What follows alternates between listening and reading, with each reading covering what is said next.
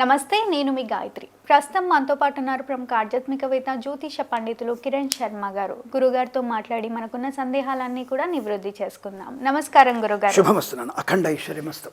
గురుగారు, మేషరాశి వారికి మిత్ర రాశి ఏంటి, శత్రు రాశి ఏంటి? అసలు మేషరాశి వారు ఏ రాశి వారిని వివాహం చేసుకుంటే దాంపత్య జీవితం అంటే అన్యోన్యతగా ఉంటుంది అని అంటారు. ఒకవేళ పొంతన లేకుండా వివాహం చేసుకొని ఉంటే వారి జీవితం ఎలా ఉంటుంది, వారికి పరిహారం ఏంటి అంటారు? ఒక జ్యోతిశాస్త్ర ప్రకారంగా శత్రురాశులు కొన్ని ఉంటాయి. అంటే సమసప్తక రాశులు, షష్టాష్టక రాశులు, దాంట్లో శుభ షష్టాష్టకాలు, అశుభ షష్టాష్టకాలు కూడా ఉంటాయి. సో ఫర్ సపోజ్ మీకు అశుభ షష్టాష్టకాలు అంటే కర్కాటకం, కుంభం రెండు కూడా అశుభ షష్టాష్టకాలు. కుంభరాశి వారికి అష్టమ స్థానం, షష్టమ స్థానం కర్కాటకం అవడం. అలాగే మనకి మకర సింహాలు కూడా అశుభ షష్టాష్టకాలు. ఈ రెండింటిని ఎప్పుడు కూడా వివాహానికి సరిపోయేటువంటి రాసులు కావు. ఎట్టి పరిస్థితులు ఈ రెండు రాసుల వారికి అంటే చేసుకుంటే ఏమవుతుంది అంటే ఇవాళ రేపు వారు అన్ని మతాల వారు, ఇతర మతాల వారు వీటి చూస్తున్నారా అనేటువంటి ప్రశ్నలు మనకు ఉత్పన్నమయ్యే అవకాశం. లేదండి మావిడిది కర్కాటక రాశి, నాది నేను కుంభరాశి, నేను బాగా చేసుకున్నాం, బాగున్నాం ఇద్దరం. యోగం మంచిదే, పూర్వజన్మలో కృతి చేసినటువంటి పుణ్యయోగం కూడా ఉంటుంది. ఇప్పుడు వరద వచ్చింది, భూకంపాలు వచ్చాయి, ఇటు నుంచి అటు వెళ్ళాలి, వెళ్తామంటే వద్దురా అని చెప్తాడు. అరే వద్దురా నాయన, అటు వెళ్ళకు, ప్రమాదం ఉందని చెప్తాడు. లేదు నేను వెళ్తానన్నాడు, సరే జాగ్రత్త అంటాడు. అప్పుడు కూడా మధ్యలో సరదాగా ఎవరన్నా సహాయం చేసి వాళ్ళకుంటారు. ఏది సెంట్రల్ ఎయిర్ ఫోర్స్ వాళ్ళు, అగ్నిపాపక దళాలు ఉండి పాపం వీళ్ళు ఎట్లా వచ్చాడు చచ్చాడు వీడిని కాపాడదామని చెప్పేసి వచ్చే వాళ్ళు ఉంటారు. అవతల వెళ్ళిన తర్వాత చూసావా కిరణ్ శర్మ అనేవాడు యువతలు రాలేనని చెప్పాడు, వరదలు భూకంపాలని ఏది నన్ను చేయలేకపోయింది, అగ్ని ప్రమాదస్తు కూడా నేను దాటుకొని వచ్చేసాను, ఇంకేదైనా చేయగలనటువంటి అహంకార తత్వం అనేది కరెక్ట్ కాదు. అంటే సమయ అసందర్భాలు రెండు కూడా ఉంటాయి. మనకి చేయొద్దు అని అర్థం ఏంటి, ప్రమాదంలో పడే అవకాశం ఉందని అర్థం. నువ్వు చేసుకోవద్దని ఏం చెప్తా నేను, నువ్వు చేసుకోవద్దని నేను ఎందుకంటానే, చేసుకో. ఇప్పుడు సొంతంగా మరదలు ఉంది, మరదల్ని ప్రేమిస్తాడు, ఆవిడ వీడికి ఇష్టం, వాడికి ఇష్టం, వాళ్ళ పెద్దవాళ్ళకి ఇష్టం, వీళ్ళ పెద్దవాళ్ళకి ఇష్టం. నాలంటాడు పోయి లేదు మీ అమ్మాయిది కర్కాటకం, అబ్బాయిది కుంభరాశి, షష్టాష్టకాలు చేసుకోవద్దంటే ఎలా చేసుకుంటారు? సో కాబట్టి అలా చెప్పినా వినరు, అది సమంజసం కూడా కాదు. కాబట్టి శాస్త్రం ఏం చెప్తోంది, ఇలా ఉంటే మంచిది, వాళ్ళిద్దరి మధ్యలో పొరపచ్చాలు వచ్చే అవకాశం ఉంటుందని చెప్పడం.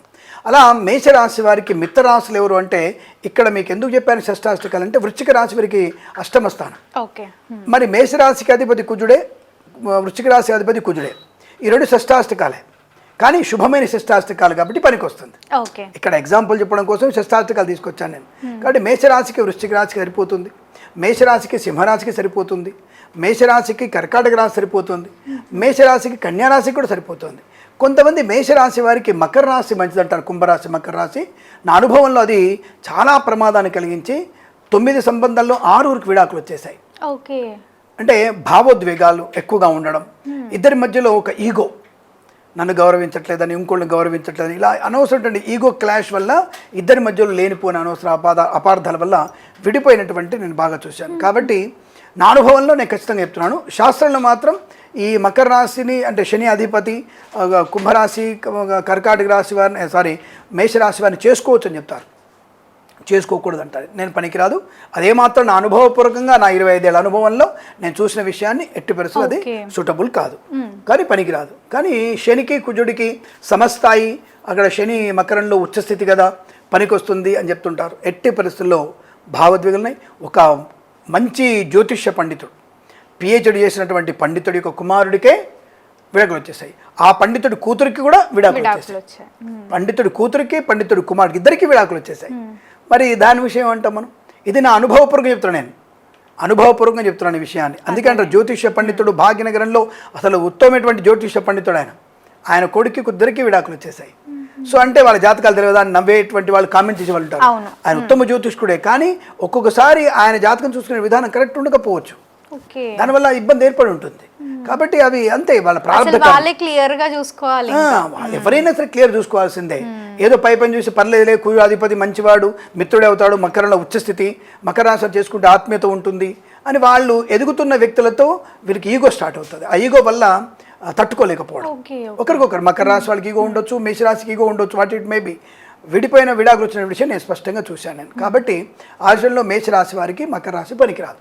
మీనరాశి, ధనుసు రాశి వారితో వారు వివాహం చేసుకోవచ్చు, అనుకూలంగా ఉంటుంది. ఇప్పుడు మనకి క్లారిటీ లేదు, అయ్యో గురుగారు ఎక్కడెక్కడో చెప్పాడని కన్ఫ్యూజ్ అవ్వద్దు.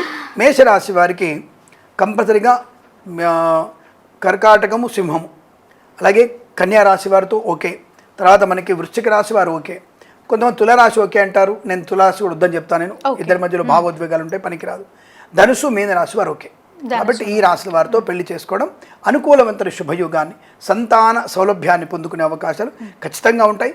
ఒకటి శాస్త్రంలో కొన్ని చెప్పారు, మరి శాస్త్రం చెప్పినప్పుడు మీరు నమ్మాలి కదా అని అంటారు. అనుభవం కూడా కావాలిగా. ఈ అనుభవపూర్వకమైనది కాబట్టి కుజుడికి శుక్రుడికి సమస్తాయి, పెద్ద అంతగా ప్రయోజనం కలిగించే రాశులు కావు. అంటే తులారాశికి అధిపతి శుక్రుడు. కొంతమంది వృషభ రాశులు చేసుకోమంటారు, నేను మంచిదే, వృషభ రాశి కొంతవరకు బెటర్. కానీ తులారాశి సమసప్తకంలో భావోద్వేగాలు ఎక్కువగా ఉంటాయి కాబట్టి వద్దంటా నేను. వృషభ రాశి చేసుకోవచ్చు అంటే సమస్తాయి, అంటే వృషభం తుల రెండు కూడా మేషరాశికి సమస్తాయి. కాబట్టి నేను తులని వద్దంటాను. వృషభం కొంతవరకు పల్లెలు ఇద్దరి మధ్యలో సఖ్యత ఉంటుంది, ఎందుకంటే ఇద్దరి మధ్యలో భావోద్వేగాలకు ఏదైనా కొంత కలిసే అవకాశం ఉంటుంది, బాధ్యతల్ని ఇచ్చిపుచ్చుకునే అవకాశం, బాధ్యతలు నిర్వర్తించే అవకాశం ఇలాంటివి కూడా ఎక్కువ ఉంటాయి. కాబట్టి then the people can go through వృషభ రాశి. బట్ తులారాశిని అయితే నేను వద్దు అని నా సలహా చెప్తాను, అది విషయం. కాబట్టి మేషరాశి వారికి, ఈ రాశి వారితో అనుకూలత బాగా ఉంటుంది, సౌభాగ్యం ఉంటుంది, సంతాన యోగం ఉంటుంది, భార్యాభర్తల సౌఖ్యం బాగా ఉంటుంది. అంతే తప్ప ఇది వాళ్ళని చేసుకోవద్దు మిగతా వాళ్ళు అనేది కాదు. రెండవది, ఏ జాతకమైనా సరే జన్మ జాతకంలో అష్టక వర్గు చూడకుండా చేసుకోకూడదు. అష్టక వర్గు అనేది తప్పకుండా ఆ గ్రహము కళ్యాణ స్థానం అంటే సప్తమ స్థానంలో మంచి బలాన్ని ఇచ్చిందా లేదా, ఎన్ని బిందువులు వచ్చాయి అంటే ఒక క్యాలిక్యులేషన్, అంటే బలం ఎంత ఈ గ్రహానికి అన్నీ ఒక క్యాలిక్యులేషన్ చేస్తాం మేము. జన్మరాశి, నవాంశ, షష్ఠి అంశ, ఖవేదాంశ, షడ్బలాలు, అలాగే మనకి షష్ఠి అంశ, అలాగే సప్తవింశాంశ, ఇవన్నిటి లెక్క వేసి ఓ అష్టక వర్గ టేబుల్లో ఈ గ్రహానికి ఈ స్థానంలో ఇంత బలం ఉంది అది తప్పకుండా అష్టక వరకు చాట్లో చూస్తాను. ఆ చూసినప్పుడు ఓ సప్తమ స్థానంలో ఏ గ్రహం బలంగా ఉంది, ఆ గ్రహ రాశ్యాధిపతులను చేసుకునేటువంటి ప్రయత్నం చేయాలి.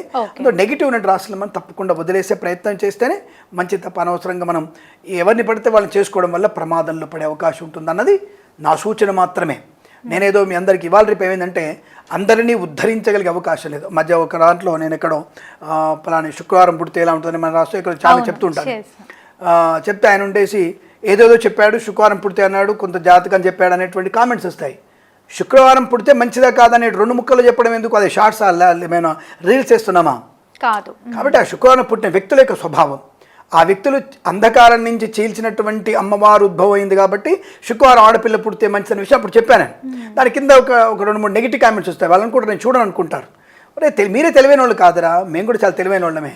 మీరు జంజీలుగా, మేము జంజీలుగా దాన్ని దాటుకొని వచ్చిన వాళ్ళం. మేము మీలాంటి జంజీలను దాటుకొని వచ్చినటువంటి వ్యక్తులు మేము మీ జంజీలను చూస్తున్నాం, రేపు ఇంకా జంజీలను చూడబోతాం.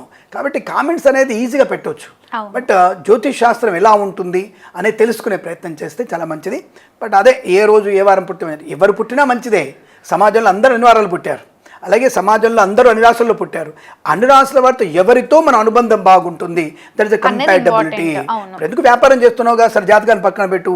ఓ వ్యాపారం చేస్తున్నావుగా, వ్యాపారం చేసినప్పుడు ఇద్దరు భాగస్వామ్యంతో నువ్వు చూసుకోగలుగుతావా? బాగా డబ్బు నోడుతో నువ్వు వ్యాపారం చేయగలుగుతావా? వాడు అంటాడు నీకేముందిరా అంటాడు, నీకేముందిరా నీతో వ్యాపారం చేయడానికి అంటాడు. అప్పుడు నువ్వు వచ్చేసి సమాజ స్థాపనలో అందరూ ఈక్వాలిటీ అంటావా? ఈడ్చికొడతాడు వాడు. నీ దగ్గర 100 కోట్లు ఉంటే 100 కోట్లతో వ్యాపారం చేస్తావు, కోటి రూపాయలు అంటే కోటి రూపాయలతో వ్యాపారం చేయాలి. నీ దగ్గర 5,000 పెట్టుకొని కోటి రూపాయలతో వ్యాపారం చేస్తాడు, వాడు ఒప్పుకుంటాడు. అలాగే జ్యోతిష్యం కూడా ఒక వారం పుట్టిన వాళ్ళకి కొంత స్థాయిలో వేరుంటారు, ఒక రాశిలో పుట్టిన వాళ్ళకి ఒక స్థాయి ఉంటుంది, ఒక వారం పుట్టిన వాళ్ళకి ఇంకొక దాంట్లో పరిపూర్ణత ఉంటుంది. ఒక్కొక్కరికి క్రియేటివిటీ గ్రేటర్ ఉంటాయి, గ్రేట్నెస్ ఉండదు. ఆ తత్వాన్ని తెలుసుకుంటే మంచిదని చెప్పడం సూచన ఇది. దీన్ని తీసుకొని మనం ముందుకెళ్ళే ప్రయత్నం చేయాలి. అంతే ఈ మేషరాశి వారికి ఈ రాశి వారితో అనుకూలవంతమైన వైవాహిక జీవనం ఉంటుందని చెప్పడం సుస్పష్టంగా చెప్పవచ్చు. తప్పకుండా గురుగారు. మళ్ళీ ఇప్పటికే శత్రు రాశితో వివాహం అయిపోయిన వారికి పరిహారం ఏంటి అంటారు? ఒకటి గుర్తుపెట్టుకోండి, మ్యారేజ్ అనేది కంపల్సరీ అడ్జస్ట్మెంట్. కొంతమంది విజయాల్లో మేము చూసినప్పుడు ఏదో ఈ మధ్య రీల్స్ ఎక్కువైపోయినాయి. అంటే కొద్దిగా నేను చెప్తాను, నేను ఎవరికైనా సరే కౌంటర్ కట్గా ఇస్తాను. మీరు నాకు కౌంటర్ ఇచ్చే కామెంట్లో ఇస్తారు, కానీ నేను మీ కౌంటర్ నేను వీడియో ద్వారా చెప్తున్నాను మీకు. దాన్ని అంటే కౌంటర్ ఏంటంటే వాళ్ళు వచ్చేసి ఒక అబ్బాయి ఒక అమ్మాయిని వచ్చి అడుగుతాడు, ఏమండి మీ నాన్న వాళ్ళ మీద మీకు ఒక మంచి అభిప్రాయం చెప్పి, మీ అమ్మ నాన్న మీద నచ్చని అభిప్రాయం చెప్పండి అంటే ఆ అమ్మాయి ఆలోచిస్తూ ఏంటో మా పెద్దవాళ్ళు ఎవరిని పడితే వాళ్ళని ప్రేమించొద్దని చెప్తారు, తెలియని వాళ్ళని నమ్మొద్దని చెప్తారు, తెలియని వాళ్ళని ఇచ్చి పెళ్లి చేస్తారండి అనగానే అబ్బో మ్యూజిక్ దాని వెనకాల. అంటే నీ తండ్రి తెలియని వాడిని చేస్తారు అనుకుంటున్నాను మీరు? ఇంపాసిబుల్ అమ్మా. ఆడపిల్లలు జాగ్రత్తగా వినండి. మీ నాన్నగారు మీకు తెలియకుండానే ఎంతో పరిశీలన చేస్తాడు. ఆ పోరగాడు ఏం చేస్తాడు, వాడైనా తింటున్నాడా, వాడికి తింటాడా, ఇంకోనికి పెడతాడా, ఉద్యోగం చేస్తున్నాడా, వ్యాపారం చేయగలడా, వాడు బతకగలడా, వాడు మగవాడా, ఇన్ని విధాలు తెలుసుకుంటాడు తండ్రి అందరినీ పరిశీలింపజేస్తాడు. మీరు వచ్చేసి రీల్స్లో పెట్టేసి తెలియని వాళ్ళని ప్రేమించొద్దంటారు, తెలియని వాళ్ళని తీసుకొచ్చి మాకు కట్టబెడతారు అనేటువంటి రీల్ చేయగానే సరిపోదండి. అది కొంతమంది మీద ఎఫెక్ట్ పడుతుంది అది. ఎందుకంటే నేను కూడా ఒక తండ్రికి, ఆడపిల్లకి తండ్రి నేను. కాబట్టి ప్రతి ఒక్కళ్ళకి ఉంటుంది. ఎస్, నా కూతురు నేను మంచివాడికి ఇవ్వాలనుకుంటా, నేను పురోహితుడిని, నేను వేద పండితుడికి ఇవ్వాలనుకుంటా, నేను ఎందుకంటే జ్ఞానంలో ఉత్తముడికి ఇవ్వాలనుకుంటా, నాకు 5 కోట్లు ఉన్నాయి, నేను 20 కోట్ల ఉన్నటువంటి వ్యక్తికి ఇవ్వాలనుకుంటాను. ఆఫ్ కోర్స్ నా కూతురు సుఖంగా ఉండడానికి ఎవరైనా ప్రయత్నం చేస్తాడు. అవును, నువ్వు ఇష్టం వచ్చిన నెంబర్ తిరిగితే వాడు రేపు పోయిన తర్వాత నీ కాళ్ళు సూట్ కేసులో, నీ తలకాయ ఫ్రిడ్జ్లో పెడితే గ్యారెంటీ ఏమనుందా? But I have a guarantee. నేను చూసిన వ్యక్తులు, ఆ తండ్రి ఎవడు, తల్లి ఎవడు, ఆ తల్లి ఏం చేస్తుంది, తండ్రి ఏం చేస్తాడు, తండ్రికి ఒక పెళ్ళామా, 2 పెళ్ళాలా, ఆ మేనమామ ఉన్నాడా, మేనత్తుందా, మేనత్తుకు సంతానం ఎంతమంది, ఇన్ని రకాలుగా చూస్తాం మేము. కాబట్టి మీరు చెప్పగానే సరిపోదు. మేము కూడా మీకంటే ఎక్కువ, మేము రీల్స్ నీకంటే ఎక్కువ చేస్తున్నాం. నా అనుభవంలో నువ్వెంత? నాకున్న 15 సంవత్సరాల యూట్యూబ్ ఛానల్లో నేను చేసినటువంటి వీడియోల్ని దాంట్లో కనీసం 10% ఉండవు నువ్వు. సో కాబట్టి నేనేది మిమ్మల్ని ఏదో నేను తక్కువ చేసి మాట్లాడట్లా. ఏది సమాజానికి ఉపయోగపడుతుంది, ఎవరి మీద ప్రభావం పడుతుంది అనే విషయం చెప్పాలి. జ్యోతిషం అనేది సూచకం శాస్త్రం. దీన్ని అనువయించుకునే ప్రయత్నం చేయండి. జన్మజాతకాన్ని చూసుకోండి, జన్మజాతకంలో గ్రహబలాన్ని చూసుకోండి. ఇప్పుడు అడిగినటువంటి వాళ్ళకి ఇది adjustment. The marriage is adjustment. తప్పకుండా పెళ్ళి అయిపోయింది, సరే శత్రురాసు ఎవరో మరి జాతకాలే లేవు అన్న వాళ్ళకి ఏం చేస్తాం? సో అడ్జస్ట్మెంట్ అది. కాబట్టి అడ్జస్ట్మెంట్లో ఒకళ్ళు పొరపాటు చేసేటప్పుడు దాన్ని కప్పిపుచ్చుకునే ప్రయత్నం చేయాలి. ఒకళ్ళ పొరపాటుని సమాజానికి చెప్పే ప్రయత్నం చేయకూడదు. సరే నీ భార్య తప్పు చేసింది రైట్, ఓకే, మానవ సహజం. దాన్ని సమాజంలోకి తీసుకెళ్ళి చెప్పి నీ కుటుంబాన్ని వీధిలో పడేసుకోవచ్చు. అలాగే నీ భర్త తప్పు చేశాడు, రైట్, తప్పు చేశాడు వాడు, అయ్యో చేరాని తప్పు చేశాడు, రైట్, ఓకే, నీ మనసులో ఉంచుకొని నువ్వు కంట్రోల్ చేసుకుంటూ సమాజానికి ఒక మంచి విలువని ప్రసాదింపచేయి. నీ భర్తను మారడానికి ప్రయత్నం చేయి, నీ భర్తను మార్చుకునే ప్రయత్నం చేయి. నువ్వు కొడతావా, లోపలికి వెళ్ళేసి కొట్టు, నో ప్రాబ్లం, నువ్వు కొట్టు, తన్ను, కానీ నీ భర్తని మలుచుకునే ప్రయత్నం చేసి సమాజానికి మంచివాడిగా, చెడ్డవాడిని ఒక పరిపూర్ణటువంటి వ్యక్తిగా మార్చే ప్రయత్నం చేస్తే అది ఉంటుంది. చెట్టు పుచ్చుబట్టని చెప్పేసి ఇరగొట్టొద్దు. చెట్టు ఎక్కడ పుచ్చుబడినా ఆ కొమ్మను మాత్రం నరికేసి ఆ కొమ్మకు వైద్యం చేయాలి. ఇప్పుడు చిటికిన వేలికి నీ క్యాన్సర్ వచ్చింది, ఈ వేళ తీసేయాలి. ఈ చెయ్యి షుగర్ వచ్చింది, ఈ చెయ్యి మాత్రమే తీయాలి, శరీరాన్ని చంపేయొద్దు. అలాగే ఎలాగైతే వైద్యాన్ని ఏ అవయవానికి వైద్యం చేస్తున్నావో అలాగే భర్త అనే వ్యక్తికి బుద్ధికి మాత్రం వైద్యం చేయండి. మంచిగా మారే వ్యక్తి అవకాశం ఉంటుంది. మంచిగా మార్చగలిగే శక్తి భార్యకు మాత్రమే ఉంది. ఆ తల్లికి, భార్యకి, ఇంకొక ఇంపార్టెంట్ వ్యక్తికి ఉంది, కూతురికి. నీ తండ్రిని నువ్వు మార్చుకునే శక్తి నీ కూతురికి చాలా బలంగా ఉంది. కాబట్టి తండ్రి తప్పు చేశాడు, right, no problem, you give us some chance. చేయడానికి తప్పు చేశాడు, ఓకే, యాక్సెప్టెడ్. సమాజానికి నష్టం కలిగించే తప్పు చేశాడు, కానీ నీ కడుపులో పెట్టుకొని నీ తండ్రిని కాపాడుకున్నట్టుగా నీ తండ్రి నువ్వు కాపాడుకో, నీ తండ్రిని మార్చుకోవచ్చు. అప్పుడు సమాజంలో 100 మంది చెప్తాడు, అరే మనం చేసే తప్పురా, ఇది పొరపాటు, మనం నా కూతురు ఇలా చేసి నన్ను మార్చని చెప్పినప్పుడు ఈ తండ్రితో ఉన్నటువంటి సమాన స్థాయి వాళ్ళు అందరికీ నేను చెప్తాడు, చరే వద్దురా రే, నా పరువు నా కూతురు నిలబెట్టిందిరా, నువ్వు జాగ్రత్తగా ఉండరా, వద్దు, నువ్వు తప్పు చేయకరా అని 100 మంది తల్లిలో చెప్తాడు. అది చేయాలి తప్ప అడ్జస్ట్మెంట్ అవ్వాలి. మ్యారేజ్ అనేది అడ్జస్ట్మెంట్. ఏదో చిన్న సమస్యలకి, బెండకాయకి, ఏదో వంకాయలకి, కుంకుడుకాయలకి మనం పెట్టుకొని చీపురు కట్టదేయలేదు, నువ్వు ఉడవలేదు, నువ్వు అన్నం వండలేదు, మాడిపోయింది, పాలు పొంగిపోయినాయి, మీ అత్త మాటలు లేదు, మీ అమ్మ నాకు ఇది పెట్టలేదు, నా పెళ్ళప్పుడు నాకు డ్రాయర్ పెట్టలేదు, నువ్వు పెళ్ళప్పుడు నాకు లంగా పెట్టలేదు, ఇవెందుకురా మీకు? ఇప్పుడు ఏంటి, మన ఇద్దరు ఎలా ఉందాం, ఒక సమస్య వచ్చింది, తిట్టుకోండి, మీరు తిట్టుకోండి. దెన్ ఒక 1 అవర్ తర్వాత you will enjoy your self. ఇద్దరు అన్నం కలుపుకొని ఒక ప్లేట్ అన్నం తినండి, సమస్య పరిష్కారం అవుతుంది. పరిష్కార ప్రయత్నం చేయాలి అంతే తప్ప జాతకాలు అప్పుడే చెప్పాడు కిరణ్ శర్మ జాతకాలు బాగాలేవని మనం చేసుకున్నాం, అందుకే తగలబడ్డది. కిరణ్ శర్మ చెప్పేది బోడీ అయిపోయింది, భగవంతుడు రాసిపెట్టాడు, అయిపోయింది, ఇప్పుడు మార్చుకుందాం. చేతులు కాలక ముందు ఆకులు పట్టుకునేది జ్యోతిష్యం. చేతులు కాలాయి, ఇప్పుడు ఆకులు పట్టుకోకండి, చేతులు కాలాయి, దానికి ఏమైనా పూత పోయండి, రక్షణ చేసుకోండి. దట్ ఈస్ ద పెళ్లి తప్ప పెళ్లిని పెటాలు తీసుకెళ్ళి ఈ నల్లకోట వేసుకున్న వాళ్ళు, ఆ సీటు మీద కూర్చున్న వాళ్ళు మీకేమి న్యాయం చేయలేరు, ఏం ధర్మం చేయలేరు. నీకు నచ్చాడా, నీకు ఆస్తుందా, నీకు భరణం కావాలా, నువ్వెంత ఇస్తావు, నువ్వెంత పుచ్చుకుంటావు, నీకు నచ్చలేదా, ఒక 6 నెలలు కలిసి ఉండండి, ఇద్దరి మధ్యలో ఒక మంచి వ్యక్తిని పెట్టండి, 6 మంత్స్ అవుతుందా, నచ్చలేదా, రైట్, ఇద్దరికి విడాకులు, వాడోటి ఇవ్వడానికి విడాకులు, భగవంతుడికి బంధాన్ని విడాకులు ఇవ్వడానికి వాళ్ళు ఎవరండి?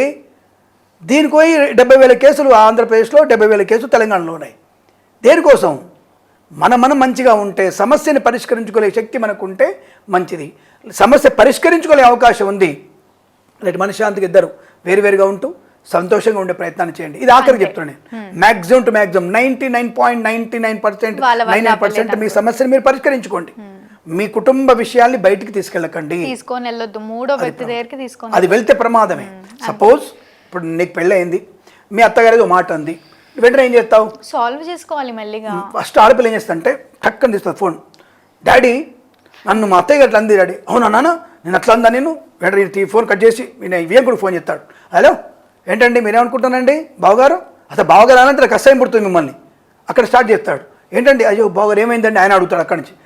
కొద్దిగా బుద్ధి లేదు, మా అమ్మాయిని పొద్దున్న లేపుతారా అండి, మా అమ్మాయికి ఏంటంటే మహారాణి మా అమ్మాయి కడుపులో పెట్టి చూసుకుంటాను, కాదండి చెప్పండి ఇంటికి తెచ్చేసుకుంటాను, తెచ్చుకొని ఏం చెప్తావురా ఇంకోటితో పెళ్లి చేస్తావా, ఆడు కూడా అంటాడు ఇంకోటి పెళ్లి చేస్తావా అనగానే ఈయన వచ్చేసి ఏమిటండి ఏమైంది బావగారు అంటే స్వయంపడు, మా అమ్మాయి పొద్దున్న లేపుతారండి మీరు, మా అమ్మాయికి పొద్దున్న లేచి అలవాట్లేదు, అయ్యో పొరపాటు అయింది నేను చెప్తానంటే ఇట్లా పెళ్ళని అడుగుతాడు పోయి, ఏంటమ్మా కోడల్ని పొద్దున లేపామంటే 9ంటికి లేపితే పొద్దున ఏంటంటే అంటే అనుకుందాం అంటే 9ంటికి లేపితే పొద్దున అంత ఎర్లీ మార్నింగ్ అది.